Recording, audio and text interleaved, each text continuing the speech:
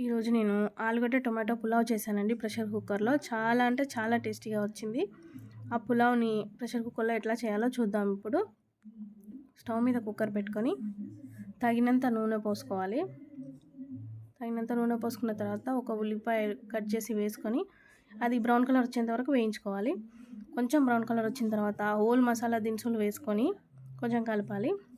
కలిపిన తర్వాత ఇప్పుడు అల్లం వెల్లుల్లి పేస్ట్ వేసుకోవాలి.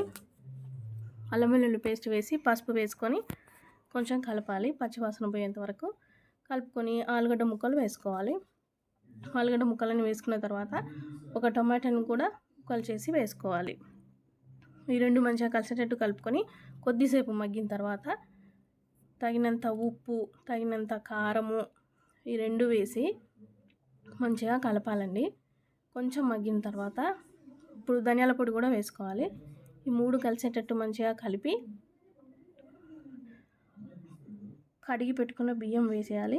కడిగి పెట్టుకున్న బియ్యం వేసి ఇదంతా మొత్తం కలిసేటట్టు కలిపి వాటర్ పోసుకోవాలి. ఇప్పుడు ఒక గ్లాస్ బియ్యానికి గ్లాసున్నర నీళ్ళ చొప్పున పోసుకోవాలి. ఇదంతా పోసుకొని మంచిగా కలిపి కొంచెం కొత్తిమీర వేసుకొని మూత పెట్టి ఒక 2 విజిల్స్ వచ్చేంత వరకు ఉడికించుకోవాలి.